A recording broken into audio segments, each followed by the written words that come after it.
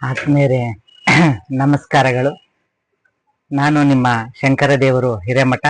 ಮಕ್ಕಳ ಸಾಹಿತ್ಯ ಅವಲೋಕನ ಸರಣಿಗೆ ನಿಮ್ಮೆಲ್ಲರಿಗೂ ಸಹ ಸ್ವಾಗತ. ಮಕ್ಕಳ ಸಾಹಿತ್ಯ ಕೃತಿಗಳ ಅವಲೋಕನ ಸರಣಿಯಲ್ಲಿ ಮೇ 24, 2026 ಇವತ್ತು 66ನೇ ಸಾಹಿತ್ಯ ಕೃತಿಯ ಅವಲೋಕನವನ್ನ ಮಾಡ್ತಾ ಇದ್ದೇವೆ. ಇವತ್ತು ಶ್ರೀಮತಿ ಪುಷ್ಪಲತಾ ರಾಜಶೇಖರ್ ಅವರು ಬರೆದಿರುವಂತಹ ಚಿಣ್ಣರ ಝೇಂಕಾರ ಅನ್ನುವಂತ ಮಕ್ಕಳ ಕವಿತೆಗಳ ಅವಲೋಕನವನ್ನ ಇವತ್ತು ನಾನು ಮಾಡ್ತಾ ಇದ್ದೇನೆ. ಮಕ್ಕಳ ಸಾಹಿತ್ಯ ಕೃತಿಗಳ ಅವಲೋಕನ ಸರಣಿಯಲ್ಲಿ 16ನೇ ಸರಣಿಯ ಈ ಕೃತಿಯನ್ನು ಬರೆದಿರುವಂತಹ ಲೇಖಕರು ಶ್ರೀಮತಿ ಪುಷ್ಪಲತಾ ರಾಜಶೇಖರ್ ಅವರು ಈಗಾಗಲೇ 9 ಸಾಹಿತ್ಯ ಕೃತಿಗಳನ್ನ ರಚಿಸಿದ್ದಾರೆ. ಕುಣಿ ಕುಣಿದು ಬಾ ನವಿಲೆ, ಚುಟುಕು ಚೈತನ್ಯ, ಗುಟುಕು ಚೈತ್ರ, ಗುಲ್ಮೊಹರ್ ಗಜಲ್, ಚಿಣ್ಣರ ಚಿಲಿಪಿಲಿ, ಚಿಣ್ಣರ ಹಕ್ಕಿ ಹಾಡು, ಮುತ್ತು ಚೆಲ್ಯಾವ ಕ್ಯಾರ್ಯಾಗ, ಉರುವ ಬೆಳದಿಂಗಳು ಸೇರಿದಂತೆ 9 ಸಾಹಿತ್ಯ ಕೃತಿಗಳನ್ನ ರಚಿಸಿದ್ದಾರೆ. ಇವರಿಗೆ ಆದರ್ಶ ಶಿಕ್ಷಕ ಪ್ರಶಸ್ತಿ, ವಚನ ಸಾಹಿತ್ಯ ಪ್ರಶಸ್ತಿ, ಶಿಕ್ಷಣ ಶಿಲ್ಪಿ ಪ್ರಶಸ್ತಿ, ಕರುನಾಡ ಚೇತನ ಪ್ರಶಸ್ತಿ, ವಿಕ್ರಮಾದಿತ್ಯ ಪ್ರಶಸ್ತಿ ಸೇರಿದಂತೆ ಹಲವಾರು ಸಾಹಿತ್ಯ ಪ್ರಶಸ್ತಿಗಳು ಇವರ ಒಂದು ಸಾಹಿತ್ಯ ಬರವಣಿಗೆಗೆ ದೊರೆತಿವೆ. ಚಿಣ್ಣರ ಝೇಂಕಾರ ಅನ್ನುವಂತ ಈ ಕೃತಿ ಸುಂದರವಾದ ಮುಖಪುಟ ವಿನ್ಯಾಸದೊಂದಿಗೆ ಮುದ್ರಣವಾಗಿದೆ. ಹಾಗೆ ಒಳಪುಟಗಳಲ್ಲಿಯೂ ಸಹ ಸುಂದರವಾದ ಕವಿತೆಗಳಿಗೆ ಸುಂದರವಾದ ರೇಖಾಚಿತ್ರಗಳನ್ನ ಹಾಕಿಸಿದ್ದಾರೆ. ಸುಂದರವಾದ ಮುದ್ರಣವನ್ನು ಸಹ ಹೊಂದಿದೆ. ಈ ಕೃತಿ ಶ್ರೀ ಗಣಪತಿ ಪ್ರಕಾಶನ ಕೊಪ್ಪಳ ಪ್ರಕಾಶನ ಅವರು ಮುದ್ರಿಸಿದ್ದಾರೆ. ಲೇಖಕರು ಶ್ರೀಮತಿ ಪುಷ್ಪಲತಾ ರಾಜಶೇಖರ್. 2021ರಲ್ಲಿ ಪ್ರಕಟವಾಗಿರುವಂತಹ ಈ ಕೃತಿ 96 ಪುಟಗಳನ್ನು ಒಳಗೊಂಡಿದ್ದು ₹100 ಬೆಲೆಯನ್ನ ನಿಗದಿಪಡಿಸಲಾಗಿದೆ. ಮುಖಪುಟ ವಿನ್ಯಾಸವನ್ನ ರಾಜಶೇಖರ್ ಎಳ್ಬಾವಿ ಅವರು ಮುಖಪುಟ ವಿನ್ಯಾಸವನ್ನ ಮಾಡಿದ್ದಾರೆ. ಮುನ್ನುಡಿಯನ್ನ ಡಾಕ್ಟರ್ ಪ್ರಜ್ಞಾ KV ಕುರುಗೋಡ್ ಅವರು ಮುನ್ನುಡಿಯನ್ನ ಬರೆದು ಶುಭಾರೈಸಿದ್ದಾರೆ. ಹಾಗೆ ಈ ಕೃತಿಗೆ ಬೆನ್ನುಡಿಯನ್ನ ಡಾಕ್ಟರ್ ಸಂಗೇನಹಳ್ಳಿ ಅಶೋಕ್ ಕುಮಾರ್ ಅವರು ಈ ಕೃತಿಗೆ ಬೆನ್ನುಡಿಯನ್ನ ಬರೆದು ಶುಭಾರೈಸಿದ್ದಾರೆ. ಈ ಕೃತಿಯಲ್ಲಿ ಒಟ್ಟು 66 ಕವಿತೆಗಳನ್ನ ಒಳಗೊಂಡಂತೆ ಈ ಕೃತಿ ರಚನೆಯಾಗಿದೆ. ಈ ಕೃತಿಯಲ್ಲಿ ಅಕ್ಷರ ಲೋಕದ ಕನಸುಗಳನ್ನ, ಮಕ್ಕಳ ಲೋಕದ ಕನಸುಗಳನ್ನ ಕವಿತೆಗಳಲ್ಲಿ ಸೆರೆ ಹಿಡಿಯುವಂತಹ ಪ್ರಯತ್ನವನ್ನ ಮಾಡಿದ್ದಾರೆ. ಹಾಗೆ ಚಿಣ್ಣರ ಚಿತ್ತಾರ, ಹಾಗೆ ಪರಿಸರದ ಜಾಗೃತಿಯ ಕುರಿತಾದಂತಹ ಕವಿತೆಗಳು ಸೇರಿದಂತೆ 66 ಕವಿತೆಗಳನ್ನ ನಾವು ಈ ಕೃತಿ ಸಂಕಲನದಲ್ಲಿ ನೋಡಬಹುದು. ಈಗಾಗಲೇ ಮಕ್ಕಳ ಬಗ್ಗೆ ಹಲವಾರು ಸಾಹಿತ್ಯ ರಚಿಸಿರುವಂತ ಇವರು ಈ ಕೃತಿ ಸಂಕಲನದಲ್ಲಿ 66 ಕವಿತೆಗಳನ್ನ ವಿಭಿನ್ನ ವಿಷಯಗಳನ್ನು ಇಟ್ಕೊಂಡು ಪರಿಸರ, ಕನ್ನಡ, ಸಾಲು ಮರದ ತಿಮ್ಮಕ್ಕ, ಕಿತ್ತಳೆ, ಮಳೆ, ಕೋಗಿಲೆ, ನಾಯಿಮರಿ, ಕಾಮನಬಿಲ್ಲು, ಬೋರಂಗಿ, ಅಮ್ಮ, ಮಳೆರಾಯ, ಚಳಿಗಾಲ, ಹಾಗೆ ಅಕ್ಷರ ಬೀಜಗಳು, ಸಾಗರ ಪುತ್ರ, ಋತುಗಳು, ಪೋಲಿಯೋ, ಹೀಗೆ ಶಾಲೆಯಲ್ಲಿ ಹಾಗೂ ಮಕ್ಕಳ ದಿನಾಚರಣೆ ಹಾಗೂ ಮಕ್ಕಳ ನಡುವೆ ನಡೆಯುವಂತಹ ಘಟನೆಗಳ ಕುರಿತಾಗಿ ಹಲವಾರು ಸಾಹಿತ್ಯ ಕೃತಿಗಳನ್ನ ಇಲ್ಲಿ ಸಾಹಿತ್ಯ ಕವಿತೆಗಳನ್ನ ರಚಿಸುವಂತಹ ಕಾರ್ಯ ಆಗಿದೆ. ಹಾಗೆ 66 ಕವಿತೆಗಳು ಸಹ ಭಿನ್ನ ಭಿನ್ನ ವಿಷಯದಲ್ಲಿ ರಚನೆಯಾಗಿವೆ. ನನ್ನ ಕಂದ ಅನ್ನುವಂತ ಒಂದು ಕವಿತೆಯಲ್ಲಿ ನನ್ನ ಕಂದ ನಲಿಯುತ್ತಿದ್ದರೆ ಬಣ್ಣ ಬಣ್ಣದ ಚಿಟ್ಟೆ ಹಾರಾಡಿದಂತೆ, ನನ್ನ ಕಂದ ಆಡುತ್ತಿದ್ದರೆ ಕೋಗಿಲೆ ಆಡಿದಂತೆ, ನನ್ನ ಕಂದ ಓಡುತ್ತಿದ್ದರೆ ಜಿಂಕೆ ಜಿಗಿಯುತ್ತಿದ್ದಂತೆ, ನನ್ನ ಕಂದ ಕುಣಿಯುತ್ತಿದ್ದರೆ ಬಣ್ಣದ ಮಯೂರ ನಾಟ್ಯವಾಡಿದಂತೆ. ಅಂದ್ರೆ ಮನೆಯಲ್ಲೊಂದು ಪುಟ್ಟ ಮಗು ಇದ್ದರೆ ಅದರ ತುಂಟಾಟ ಯಾವ ರೀತಿ ಇರುತ್ತೆ, ಮಗು ಮನೆಯಲ್ಲಿ ನಡೀತಾ ಇದ್ರೆ ಆ ಚಿಟ್ಟೆಯಂತೆ ಬಣ್ಣ ಬಣ್ಣದ ರೆಕ್ಕೆ ಹೊಳುವಂತಹ ಚಿಟ್ಟೆ ಸಂಚರಿಸಿದಂತೆ, ಹಾಗೆ ಆಡಾಡ್ತಾ ಇದ್ರೆ ಮಗು ಕಂದ ಕೋಗಿಲೇನೆ ಆಡಾಡಿದಂತೆ, ಇನ್ನು ಓಡ್ತಾ ಇದ್ರೆ ಕಂದ ಜಿಂಕೆ ಮರಿ ಓಡಿದಂತೆ ಭಾಸಾಗುತ್ತೆ. ಹಾಗೆ ಕುಣಿಯುತ್ತಿದ್ದರೆ ನವಿಲು, ನಾಟ್ಯ ಮಯೂರಾಗಿರುವಂತ ನವಿಲು ಕುಣಿದಂತ ಭಾಸಾಗುತ್ತೆ. ಒಂದು ಮನೆಯಲ್ಲಿ ಮಗು ಇದ್ರೆ ಎಷ್ಟೆಲ್ಲ ತುಂಟಾಟಗಳನ್ನ ಮಾಡುತ್ತೆ. ಒಂದು ಮಗು ಒಂದು ಮನೆಯಲ್ಲಿರುವಂತಹ ಸಂತೋಷದ ಚಿಲುಮೆಯಾಗಿ ಮಗು ತನ್ನ ತುಂಟಾಟದ ಮೂಲಕ, ಮುಗ್ಧತೆ ಮೂಲಕ ಮನೆಯವರ ಎಲ್ಲರ ಗಮನವನ್ನ ತನ್ನೆಡೆ ಸೆಳೆದುಕೊಂಡು ಮಗು ಮಾಡುವಂತ ತುಂಟಾಟ ಇಡೀ ಮನೆಯಲ್ಲಿ ಸಂತೋಷದ ವಾತಾವರಣವನ್ನ ತುಂಬಿಸುತ್ತದೆ ಅನ್ನುವಂತ ಲೇಖಕರು ಈ ಕವಿತೆಯಲ್ಲಿ ಹೇಳಿದ್ದಾರೆ.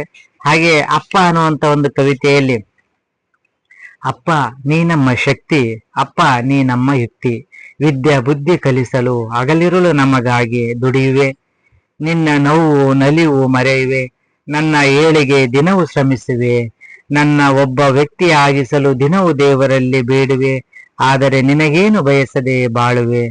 ಅಪ್ಪ ನಿನ್ನ ತ್ಯಾಗ ಮಿಗಿಲು, ಅಪ್ಪ ನಿನ್ನ ಮನಸ್ಸು ಆಕಾಶದಷ್ಟು ವಿಶಾಲ. ಅಪ್ಪ ನೀವು ಅಂದ್ರೆ ಬಹಳ ಇಷ್ಟ, ನಿಮ್ಮ ಸೇವೆ ಎಷ್ಟು ಮಾಡಿದರೂ ತಿರದ ಋಣ. ಅಂದ್ರೆ ತಂದೆಯ ಕುರಿತಾಗಿರುವಂತ ಒಂದು ಕವಿತೆ. ತಂದೆ ಮಕ್ಕಳ ಉಜ್ವಲ ಭವಿಷ್ಯಕ್ಕಾಗಿ ಮೇಣದ ಬತ್ತಿಯ ತರ ಕರ್ಪೂರದಂತೆ ಕರಗಿ ಮಕ್ಕಳ ಭವಿಷ್ಯದಲ್ಲಿ ಹಾಗೂ ಮಕ್ಕಳ ಉಜ್ವಲ ಭವಿಷ್ಯದಲ್ಲಿ ತನ್ನ ಖುಷಿಯನ್ನು ಕಾಣುವಂತಹ ತಂದೆಯ ಕುರಿತಾದಂತಹ ಈ ಕವಿತೆಯಲ್ಲಿ ಎಷ್ಟೇ ನೋವುಗಳಿರಲಿ, ನೋವು ನಲಿವುಗಳಿರಲಿ, ಯಾವಾಗಲೂ ಒಂದೇ ತರಹ ಇರುವಂತಹ ಸ್ಥಿತಪ್ರಜ್ಞ ವ್ಯಕ್ತಿ ಅಂದ್ರೆ ತಂದೆ ಮಕ್ಕಳ ಒಂದು ಏಳಿಗೆಗಾಗಿ ತನ್ನ ಜೀವನವನ್ನ ತ್ಯಾಗ ಮಾಡಿಕೊಂಡು ಮಕ್ಕಳ ಭವಿಷ್ಯಕ್ಕಾಗಿ ದುಡಿಯುವಂತ ಅಪ್ಪನ ಕುರಿತಾಗಿರುವಂತ ಒಂದು ಮನೋಜ್ಞ ಕವಿತೆ. ಹಾಗೆ ಮಕ್ಕಳಿಗೆ ಅಜ್ಜಿ ಅಂದ್ರೆ ತುಂಬಾ ಇಷ್ಟ ಅಂತ ಅಜ್ಜಿಯ ಕುರಿತಾಗಿರುವಂತ ಒಂದು ಕವಿತೆ. ಅಮ್ಮನ ಅಮ್ಮ ಅಜ್ಜಿ, ಅಜ್ಜಿಯ ಗಂಡ ಅಜ್ಜ, ಅಜ್ಜಿಯ ಗಂಡ ಅಜ್ಜ, ಅಜ್ಜನ ಮುದ್ದಿನ ಮೊಮ್ಮಗಳು ನಾನು, ಮನೆಯ ಕಣ್ಮಣಿ ನಾನು. ಅಮ್ಮನ ತಮ್ಮ ಮಾವ, ಅಪ್ಪನ ತಂಗಿ ಅತ್ತೆ, ಅಮ್ಮನ ತಂಗಿ ಚಿಕ್ಕಿ, ಅಪ್ಪನ ತಮ್ಮ ಚಿಕ್ಕಪ್ಪ, ನನ್ನ ತಮ್ಮ ಮಾನು, ಅವನ ಅಕ್ಕ ನಾನು, ನಾವೇ ಇಬ್ಬರು ಮಕ್ಕಳು, ನಮ್ಮ ಮನೆಯ ಸಂತಸ ಉಕ್ಕಲು. ಇಲ್ಲಿ ನಾವು ಇವತ್ತಿನ ದಿನಗಳಲ್ಲಿ ಸಂಬಂಧಗಳನ್ನ ಮರಿತಾ ಇದ್ದೀವಿ. ಆಮೇಲೆ ಮಕ್ಕಳಿಗೆ ಸಂಬಂಧಗಳ ಪರಿಚಯನೇ ಇಲ್ಲ. ಅತ್ತೆ ಮಾವ, ಅಜ್ಜ ಅಜ್ಜಿ, ಚಿಕ್ಕಪ್ಪ ಚಿಕ್ಕಮ್ಮ, ಈ ರೀತಿಯ ಸಂಬಂಧಗಳನ್ನ ನಾವು ಇವತ್ತಿನ ದಿನದಲ್ಲಿ ಕಣ್ಮರೆ ಆಗ್ತಿದ್ದೀವಿ. ವಿಭಕ್ತ ಕುಟುಂಬಗಳ ಪರಿಣಾಮವಾಗಿ ಮಕ್ಕಳು ಕೂಡು ಕುಟುಂಬದಲ್ಲಿ ಇರದೇ ಇರುವ ಕಾರಣದಿಂದಾಗಿ ಅವರಿಗೆ ಸಂಬಂಧಗಳ ಪರಿಚಯ ಕಡಿಮೆ ಆಗ್ತಾ ಇದೆ. ಅಂತಹ ಕಡಿಮೆಯಾಗಿರುವಂತಹ ಕೊರತೆಯನ್ನು ನೀಗಿಸುವಲ್ಲಿ ಈ ಕವಿತೆ ತುಂಬಾ ಅರ್ಥಪೂರ್ಣವಾಗಿದೆ. ಯಾಕೆಂದ್ರೆ ಮಕ್ಕಳಿಗೆ ಸಂಬಂಧಗಳನ್ನ ಪರಿಚಯಿಸುವ ಜೊತೆಗೆ ಕುಟುಂಬವಾದ ಒಂದು ಪರಿಕಲ್ಪನೆಯನ್ನ ಮೂಡಿಸುವುದು ಈ ಕವಿತೆಯ ಉದ್ದೇಶವಾಗಿದೆ. ಅಂದ್ರೆ ಅಮ್ಮನ ಅಮ್ಮ ಅಂದ್ರೆ ಅಜ್ಜಿ, ಹಾಗೆ ಅಜ್ಜಿಯ ಗಂಡ ಅಜ್ಜ, ಆ ಅಜ್ಜನ ಮೊಮ್ಮಗಳು ನಾನು, ನನ್ನ ತಮ್ಮ, ಹಾಗೆ ಅಮ್ಮನ ತಮ್ಮ ಮಾವ, ಅಪ್ಪನ ತಂಗಿ ಅತ್ತೆ, ಅಮ್ಮನ ತಂಗಿ ಚಿಕ್ಕಿ, ಅಪ್ಪನ ತಮ್ಮ ಚಿಕ್ಕಪ್ಪ. ಹೀಗೆ ಸಂಬಂಧಗಳನ್ನ ಹೇಳ್ತಾ ಅವುಗಳ ಮೌಲ್ಯವನ್ನ, ಸಂಬಂಧಗಳನ್ನ, ತಂದೆ ತಾಯಿಯವರ ಸಂಬಂಧಗಳನ್ನ ಹಾಗೂ ಅಜ್ಜಿ ಅಜ್ಜ ಈ ರೀತಿ ಸಂಬಂಧಗಳನ್ನ ಹೇಳೋದ್ರ ಜೊತೆಗೆ ಬಾಂಧವ್ಯವನ್ನ ಬೆಳೆಸುವಂತ ಒಂದು ಕವಿತೆಯಾಗಿ ಇಲ್ಲಿ ನಮಗೆ ಕವಿತೆ ಗೋಚರವಾಗುತ್ತೆ. ಹಾಗೆ ಮಳೆ ಅನ್ನುವಂತ ಒಂದು ಕವಿತೆಯಲ್ಲಿ ಯಾರಜ್ಜ ಮೇಘರಾಜನಿಗೆ ಅಷ್ಟೊಂದು ತೆಗಳಿದರು, ಅಯ್ಯೋ ಪಾಪ ಮುಂಜಾನೆಯಿಂದ ಜಾರು ಬೀಳುತ್ತಿವೆ ಕಂಬನಿ, ಆ ರವಿಯು ಮನೆಯಿಲ್ಲ ಮಠವಿಲ್ಲ, ಮಳೆಯಲ್ಲಿ ದಿನವಿಡೀ ನೆನೆಯುತ್ತಾನೆ, ಆದ್ರೂ ಆಗಲ್ವ ಸೀತ, ಗಗನದಜ್ಜನ ಮೈದಾನದಲ್ಲಿ ಮೇಘರಾಜನ ಓಡಾಟ, ಗುಡುಗುಡು ಗುಡುಗಪ್ಪನ ಆರ್ಭಟ, ಮಿಂಚಕ್ಕನ ಕಣ್ಣು ಮುಚ್ಚಾಲೆ ಆಟ, ಮುದ್ದು ಮಕ್ಕಳ ಸಂತಸ ಕುಣಿದಾಟ. ಈ ಕವಿತೆಯಲ್ಲಿ ನೋಡ್ಬೋದು, ಮಗು ಮಳೆಯನ್ನ ಸುಂದರವಾಗಿ ಮಳೆ ಬರ್ತದೆ ಅಂತ ಅನ್ನೋದಿಲ್ಲ. ಮಗು ಏನಂತತೆ, ಯಾರೋ ಮೇಘರಾಜನಿಗೆ ಬೈದು ಬಿಟ್ಟಾರೆ, ಅದಕ್ಕೆ ಅವನು ಅಳ್ತಾ ಇದ್ದಾನೆ. ಮುಂಜಾನೆಯಿಂದ ಸಾಯಂಕಾಲ ಆಯ್ತು, ಇನ್ನೂ ಅದು ಮಗು ಹೇಳ್ತಾ, ಇನ್ನೂ ಮೇಘರಾಜ ಅಳೋದ್ ನಿಂದ್ರಿಸಿಲ್ಲ, ಇನ್ನೂ ಅಳ್ತಾ ಇದ್ದಾನೆ. ಪಾಪ ಅವನಿಗೆ ಎಷ್ಟು ಬೇಜಾರಾಗಿದೆ ಅನ್ನೋ. ಇನ್ನು ಪಾಪ ಸೂರ್ಯನಿಗೆ ಮನೆ ಇಲ್ಲ ಮಠ ಇಲ್ಲ, ಎಲ್ಲಿರ್ತಾನ ಏನು, ಆಕಾಶದಾಗ ದಿನವಿಡೀ ಅಲ್ಲೇ ಇದ್ದು ತೋರ್ಸ್ಕಂತ ಇದಾನ. ಆದ್ರೂ ಅವನಿಗೆ ನೆಗಡಿ ಬರಲ್ಲ. ಹೆಂಗ್ ನೆಗಡಿ ಬರಲ್ಲ? ಇಷ್ಟೆಲ್ಲ ಮಳೆಯಾಗಿ ತೋರ್ಸ್ಕೊಂಡ್ರು ಸಹಿತ ಸೂರ್ಯನಿಗೆ ನೆಗಡಿ ಬರೋದಿಲ್ಲ, ಅದೆಷ್ಟು ಆಶ್ಚರ್ಯ. ಆಮೇಲೆ ಗಗನದ ಮೈದಾನದಲ್ಲಿ ಮೇಘರಾಜ ಓಡಾಡಕತ್ತಾನ, ಇನ್ನು ಗುಡುಗುಡು ಗುಡುಗಪ್ಪ ಆರ್ಭಟ ಮಾಡಕತ್ತಾನ, ಇನ್ನು ಮಿಂಚಕ್ಕ ಅವಾಗವಾಗ ಕಣ್ಣ ಮುಚ್ಚಾಳ ಆಡ್ಕಿಂತ ಮಿಂಚು ತೋರಿಸ್ತಾ ಇದ್ದಾಳ ನಮ್ ಮಿಂಚಕ್ಕ. ಈ ರೀತಿ ಮಳೆಯಲ್ಲಿ ಎಷ್ಟೆಲ್ಲ ಇದಾಗ್ತದೆ. ಪಾಪ ಮೇಘರಾಜಗೆ ಯಾರು ಬೈದಾರೇನೋ, ಆ ರೀತಿ ಬೈದಬಾರ್ದಿತ್ತು. ಎಷ್ಟು ಬೇಜಾರಾಗ್ಬಿಟ್ಟನ ಮೇಘರಾಜ ಅಂತೇಳಿ ಮಳೆಯನ್ನ ಕುರಿತಾಗಿ ಬರೆದಿರುವಂತ ಈ ಕವಿತೆಯಲ್ಲಿ ತಿಳು ಹಾಸ್ಯ ಮಿಶ್ರಿತವಾಗಿ ಕವಿತೆ ಮೂಡಿ ಬಂದಿದೆ. ಇನ್ನು ಚಳಿರಾಯ ಅನ್ನುವಂಥದ್ದು, ಮಳೆರಾಯನ ಬರೆದಂತೆ ಚಳಿರಾಯನ ಕುರಿತಾಗಿನೂ ಸಹ ಒಂದು ಕವಿತೆ ಇದೆ.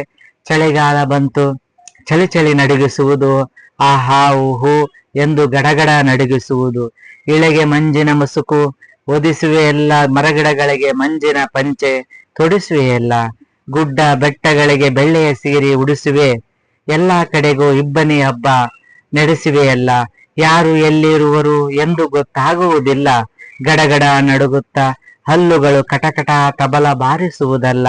ಚಳಿಗೆ ಹೆದರಿ ಮುದುರಿ ಮಲಗಿವೆನಲ್ಲ. ದಿನಕರ ಬಂದು ದಿನವು ಮುತ್ತುವನು ಇಡುವ ತನಕ ನಾ ಹೇಳುವುದಿಲ್ಲ. ಸೂರ್ಯನ ಕಿರಣ ಬಿದ್ದರೆ ಸಾಕು ಹೆದರಿ ಓಡುವೆ ಎಲ್ಲ. ಚಳಿರಾಯ ಚಳಿರಾಯ. ಚಳಿರಾಯನ ಕುರಿತು, ಚಳಿಗಾಲದಲ್ಲಿ ಬಂದಂತ ಚಳಿರಾಯನ ಕುರಿತು. ಚಳಿಗಾಲ ಬಂದಾಗ ಏನಪ್ಪ ಚಳಿಗಾರಾಯ ನಿಂದು ಆರ್ಭಟ, ಗಡಗಡ ನಡುಗ್ತೀವಿ. ಎಷ್ಟು ಒದಕೆಂದ್ರು ಸಹ, ಹಾಸಿಗೆನ ಎಷ್ಟು ಒದ್ರು ಸಹ ಗಡಗಡ ನಡುಗ್ತೀವಿ.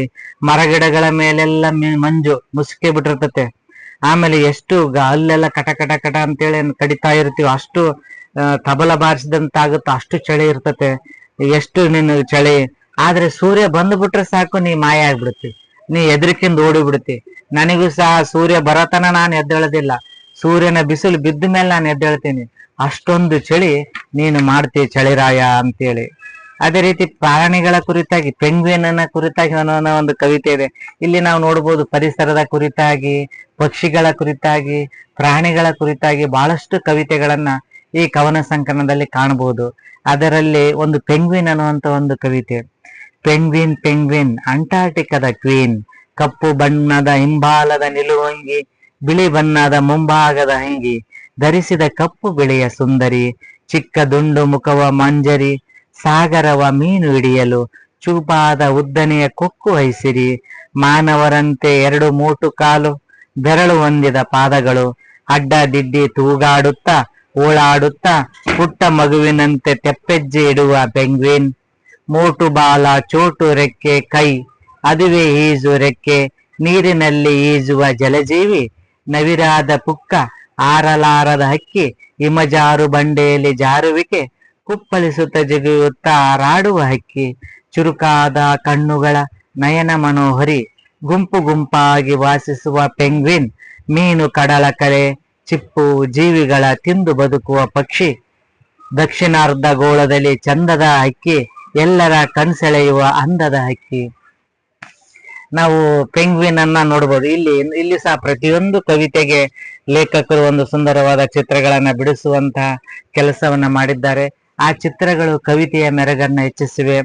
ಪೆಂಗ್ವಿನ್ ನಾವು ಇಲ್ಲಿ ಕವನ ಸಂಕಲನದಲ್ಲಿ ಪಕ್ಷಿಗಳ ಹಾಗೂ ಪ್ರಾಣಿಗಳ ಕುರಿತಾದಂತ ಕವಿತೆಗಳನ್ನು ಕಾಣಬಹುದು. ಅದರಂತೆ ಪೆಂಗ್ವಿನ್ ಸಹ, ಪೆಂಗ್ವಿನ್ ಅಂಟಾರ್ಟಿಕಾ ಇದರಲ್ಲಿ ಕಾಣುವಂತ ಕ್ವೀನ್, ಕಪ್ಪು ಬಣ್ಣದ ಹಿಮದ ನಿಲುವಂಗಿ ತೊಟ್ಟಂತಿರುವಂತ ಈ ಪಕ್ಷಿ, ಕಪ್ಪು ಬಿಳಿಯ ಸುಂದರಿ, ಚಿಕ್ಕ ದುಂಡು ಮುಖವ ಹೊಂದಿರುವಂತ, ಸಾಗರದ ಮೀನನ್ನ ಹಿಡಿಯಲು ಚೂಪಾದ ಕೊಕ್ಕನ್ನ ಹೊಂದಿರುವಂತ ಇದು, ಚೋಟು ಕಾಲು, ಬೆರಳು ಹೊಂದಿದ ಪಾದಗಳು, ಅಡ್ಡದಿಡ್ಡಿ ತೂಗಾಡುತ್ತಾ ಹಾರದೇ ಇರುವಂತ ಪಕ್ಷಿ ಇದು, ಮೋಟು ಬಾಲ ಚೋಟು ರೆಕ್ಕೆ ಕೈ, ನೀರಲ್ಲಿ ಈಜುತ್ತಾ ಜಲಚರ ಜೀವಿಯಾಗಿರುವಂತ ಇದು, ಹಿಮಜಾರು ಬಂಡೆಯಲ್ಲಿ ಜಾರಕ್ಕಿಂತ ಕುಪ್ಪಳಿಸುತ್ತಾ ಜಿಗಿಯುತ್ತ ಕುಡಿಯುವಂತ ಆಟಾಡುವಂತ ಈ ಹಕ್ಕಿ, ಚುರುಕಾದ ಕಣ್ಣುಗಳನ್ನ ಹೊಂದಿರುವಂತ ಪೆಂಗ್ವಿನ್, ಬಿಳಿ ಮೀನು ಕಡಲಕಪ್ಪೆ ಚಿಪ್ಪು ಜೀವಿಗಳ ತಿಂದು ಬದುಕುವಂತ ಪಕ್ಷಿ ಇದು.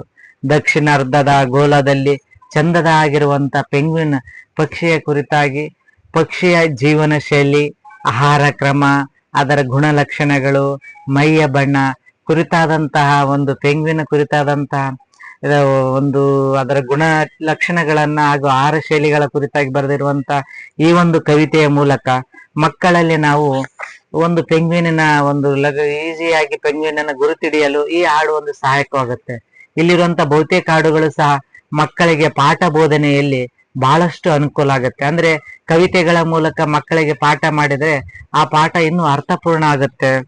ಚಿರತೆ ಅನ್ನುವಂತ ಕವಿತೆಯಲ್ಲಿ, ಚಿರತೆ ಚಿರತೆ ಚಿನ್ನದ ಬಣ್ಣದ, ಕಲ್ಲಿನ ಕೋಟೆಯ ಅಂಗಿ ಧರಿಸಿದ ಸುಂದರ ಚಿರತೆ, ಕಣ್ಣುಗಳೆರಡು ಗಾಜಿನ ಚೆಂಡು, ರಾತ್ರಿ ನೋಡಲು ಬೆಂಕಿಯ ಗುಂಡು, ಗಾಳಿಯ ಹಾಗೆ ಓಡುವೆ, ಸಿಡಿಲಿನ ಹಾಗೆ ಎರಗುವೆ, ಉಂಗುರಗಳಿಂದ ಬಗೆಯುವ ಶಕ್ತಿಯುತ ಕೂಡಿದ ಚಿರತೆ, ನಿನ್ನ ನೋಡಲು ರಾಜ ಟಿವಿ, ಹಾರುವುದೆಲ್ಲಿ ನಿನಗೆ ಸಾಟಿ, ನಿನ್ನ ಕೈಗೆ ಸಿಕ್ಕರೆ ಜೀವುವುದು ಉಳಿಯದು, ಕಾಡಿನಲ್ಲಿರುವ ಚಿರತೆ.